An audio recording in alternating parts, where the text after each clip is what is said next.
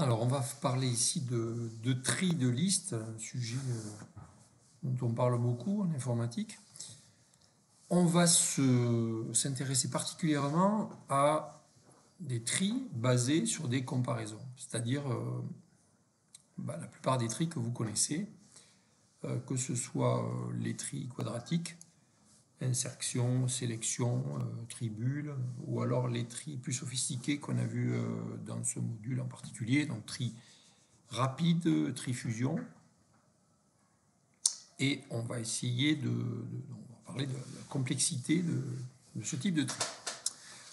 Alors, on a une liste avec, alors on va se placer dans un cas relativement simple, où on a des valeurs allant de 1 à n, et on veut les trier. Alors, il y a divers algorithmes. Algorithme par comparaison, ça veut dire que je compare des valeurs et puis éventuellement je les permute. C'est ce qu'on fait le plus souvent dans les tris qu'on a déjà mis en œuvre. Alors, pour visualiser le tri, on va dessiner ce qu'on appelle un arbre de décision.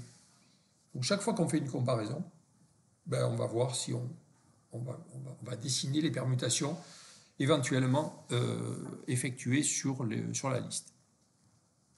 On va représenter ça donc sous forme d'un arbre avec des nœuds, des feuilles, etc. comme d'habitude. On a déjà fait des arbres. Donc, on va traiter le cas, pour que vous compreniez ce qui se passe, du tri par insertion. Le tri par insertion, on l'a programmé dans un des premiers TP. Donc, vous le connaissez, c'est le tri du jeu de cartes. Et donc, on commence par trier. Vous voyez, on a 3 cases, 1, 2, 3. On commence à trier, on va insérer la case T22 dans la partie qui va des cases 1 à case 2. Donc, on s'occupe d'insérer ici la valeur B dans le sous-tableau avec les 2 cases. Donc, pour ça, eh bien, on regarde, est-ce que A est plus petit que B? Donc, on compare les 2 cases. Donc, c'est la question que je pose ici. C'est une notation avec 2 points. Là, ça veut dire, est-ce que le contenu de la case de 1 est, oui ou non, inférieur au contenu de la case 2? Alors, si c'est le cas, si le petit a est inférieur à petit b, je vais à gauche, et donc je vois que je n'ai pas modifié les cases A, B, ça reste dans le même ordre. Sinon, je modifie, je permute A et B. Bon, quand j'ai fait ça, ça veut dire que les 2 premières cases, elles sont bien rangées. Donc maintenant, il me reste à faire dernière étape, c'est-à-dire insérer la valeur C dans le tableau qui est déjà trié contenant les 2 premières cases. Donc, pareil, je fais des tris. Donc, je compare les cases 2 et 3, c'est-à-dire B et C. Si B est plus petit que C, eh bien, en fait, j'ai fini, puisque j'avais A plus petit que B et puis B plus petit que C, donc je l'ai entouré en vert, donc là, c'est fini. Le tableau est trié. Sinon, sinon je permute, donc j'ai B, C, permute ici, je permute, mais c'est pas fini. Il faut encore que je regarde, est-ce que A et C sont dans le bon ordre? Donc, si c'est le cas, je fais rien, et sinon je permute, et là, là j'ai fini, donc j'entoure en vert quand j'ai fini. De la même manière, de l'autre côté, si je reprends, si je compare A à C, si c'est bien placé, j'arrive ici, c'est fini. Et si c'est pas bien placé, je descends et je suis encore obligé de regarder, de comparer B et C, le contenu des cases 1 et 2, et pour éventuellement permuter le contenu des cases. Donc à la fin, j'ai des rectangles comme ça entourés en vert qui correspondent aux feuilles de mon arbre, c'est-à-dire que je suis arrivé au bout de mes branches. Et donc mon arbre, il va être plus ou moins compliqué. Il va y avoir un nombre de permutations plus ou moins grand, évidemment, et de comparaisons. Plus il y a de comparaisons et plus la complexité est mauvaise. Le meilleur tri, ce serait celui pour lequel il n'y a pas beaucoup de comparaisons. Alors, si on regarde ce qui se passe dans le pire des cas, dans le pire des cas, en fait, le pire des cas correspond à mes branches les plus longues. Le meilleur des cas, vous voyez ici, c'est avec 2 comparaisons. Là, il y a deux configurations pour lesquelles avec 2 comparaisons, j'arrive à trier ma petite liste, mais sinon il m'en faut 3. Donc, dans le pire des cas, je suis obligé de, comme ça, pour avoir une feuille, de faire 3 comparaisons. Donc la complexité, dans le pire des cas, ça correspond en fait à la longueur de la plus longue branche de mon arbre de décision. Ça revient à compter le nombre de comparaisons. D'autre part, mon arbre, ben, il se termine avec des feuilles. Combien il y a de feuilles? Ben, il faut qu'il y ait autant de feuilles que de configurations de tableaux triés. Donc si j'ai 3 valeurs, ça me fait factoriel 3, c'est-à-dire 6 feuilles. Et c'est bien ce qu'on obtient ici. On obtient bien 6 feuilles. Donc on a un arbre avec factoriel n feuilles et qui a une certaine hauteur. Alors, il se trouve que pour un arbre binaire, eh bien, on peut établir une propriété qui relie le nombre de feuilles avec la hauteur de la plus grande branche. Alors, c'est quelque chose qu'on a établi dans le module d'informatique théorique suivi par les informaticiens OS3, donc dans la dernière édition, puisque ce module disparaîtra l'an prochain. Voilà. Donc, il y en a qui ont eu la chance d'avoir en exercice la démonstration du fait, comme j'en viens en cours, que effectivement dans un arbre binaire, le nombre de feuilles est inférieur à 2 fois la h de x. H de x, c'est la longueur de la plus haute branche. On appelle ça la hauteur de l'arbre. Bon, alors, à partir de là, eh bien, on peut arriver à établir à trouver une borne inférieure de la complexité d'un algorithme fait par comparaison. Alors, il y a un petit peu de calcul, mais pas beaucoup. Donc, on a dit le nombre de feuilles de notre arbre, que j'appelle x, est inférieur à 2 fois la hauteur de notre arbre. Bon, alors, nous, on veut que le nombre de feuilles, on veut qu'il soit égal à, on sait que c'est factoriel n, parce que j'ai autant de feuilles que de permutations de mes n éléments.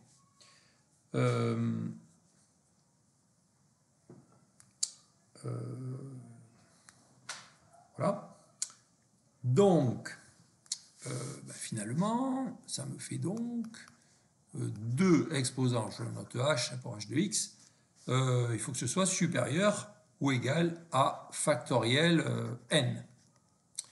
Donc, si je prends le log, ça veut dire que h, log de 2, est supérieur à log de factoriel n. Autrement dit, h est supérieur à log de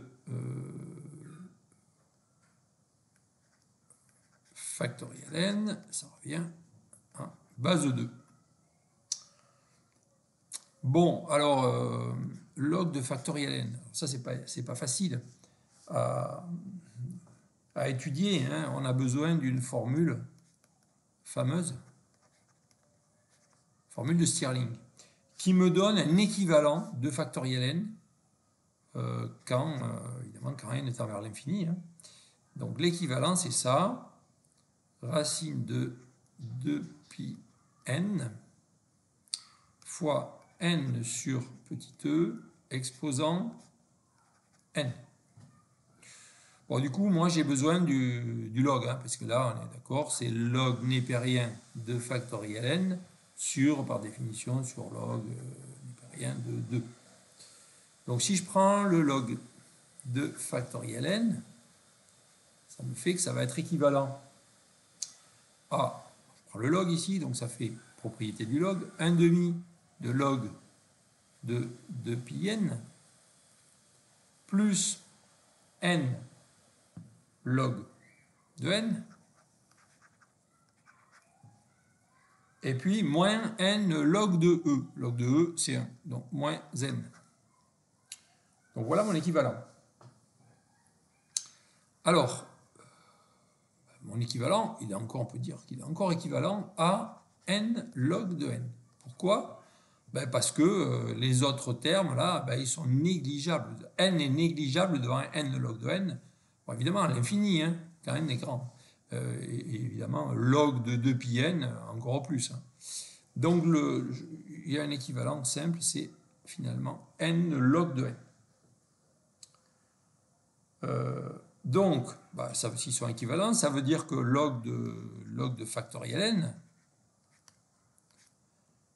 je peux dire que c'est supérieur à une certaine constante. Il suffit que je prenne un cas petit, ça va être supérieur à une constante fois n log de n. Bon, à partir de là, regardons ma hauteur. Ma hauteur, hein, c'est ça. Hein, la hauteur de l'arbre, c'est la complexité dans le pire des cas. Donc moi, j'ai h qui est supérieur à ça. Donc ça veut dire que ça me fait h qui va être supérieur à log de factoriel n, c'est-à-dire k n log de n sur, toujours mon log de 2, peu importe. Ça prouve quoi, ça? Par définition, ça veut dire que h, hein, ça veut dire que h, ma hauteur là, c'est un grand oméga de n log de n. Voilà, donc ça c'est quand même pas un résultat trivial. Hein, là on vient de montrer que avec des tris par comparaison, c'est-à-dire les tris qu'on connaît, hein, qu'on fait d'habitude, eh bien on ne peut pas avoir une complexité meilleure que n log de n. On ne pourra pas faire mieux. Bon. Alors, il se trouve que le tri rapide et le tri fusion, c'est des tris qui sont en n log de n. Donc, c'est des bons tris. Hein. On ne pourra pas trouver de meilleurs tris basés sur le principe des comparaisons. Voilà. Donc, ce résultat établi, intéressons-nous à un tri bizarre, là, tri par comptage. dont vous avez sans doute déjà entendu parler. Donc on compte les valeurs. On a une liste, on compte les occurrences. 1, donc on a des valeurs, 1, 3, 1, 2, 1, et puis on veut trier ce tableau. Alors on sait qu'on a comme ça, on a 3 entiers, par exemple, hein, on a n entiers, ou 3 entiers compris entre 1 et 3. Et donc il suffit de compter, donc de parcourir. Je parcours mon tableau, je compte combien j'ai de 1. Je vois que des 1, j'en ai 3, des 2, j'en ai 1, et des 3, j'en ai 1. Donc ça, c'est des compteurs. Compteur de i. Et ça, c'est i. Voilà. Une fois que j'ai mes compteurs, à partir de là, il suffit, si je veux trier mon tableau, je dis, OK, D1, j'en ai 3, donc je mets 3, 1, 1, 1, 1. D2, j'en ai 1, 2, et puis voilà. Donc je reparcours comme ça mon tableau, et j'ai mon tableau qui est trié. Donc du coup, je l'ai parcouru une fois là, ça fait donc j'ai parcouru mes n cases, je l'ai reparcouru là pour le remplir. C'est du θ de n. Hein. J'ai fait 2 parcours de n, ça fait 2n, ça fait θ de n. Donc là, j'ai un tri très simple, et il est de complexité θ de n. Alors que je viens de batailler pour montrer que les meilleurs, là, c'était un θ de n log de n. Alors, quel est le truc? Pourquoi ce tri là par comptage, il n'est pas plus célèbre que ça? Pourquoi on ne l'utilise pas souvent? En fait, pour plusieurs raisons. Premièrement, il suppose quelque chose qui n'a pas besoin d'être supposé dans les autres types de tri. C'est que si je veux faire un tri par comptage, il faut que je sache quelles sont les valeurs qu'il va y avoir dans la liste. Si je ne connais pas les valeurs, je ne vais pas pouvoir créer tous mes compteurs. Si dans ma liste, je ne sais pas s'il y a 1, et puis il n'y a pas forcément des entiers, il peut y avoir des fractions 1,2, des décimaux, etc. Bon, ben, je ne vais pas pouvoir créer mon tableau de compteur, en fait. Donc, ça suppose que ce tri par comptage, il marche si je sais a priori quelles sont les valeurs que je vais trouver dans ma liste. Ce qui n'est pas le cas pour les autres tris. Bon, c'est la raison pour laquelle ce tri-là, il est quand même très particulier. Et il n'est pas forcément très célèbre. L'autre raison, ben, c'est que, d'accord, θ de n, ok, mais θ de n, c'est asymptotique. C'est quand même des grands. Mais pour des n qui sont petits, eh bien, si on regarde, ben, en fait, le tri rapide, il ne marche pas plus mal que ce tri par comptage, hein, pour des petites valeurs de n.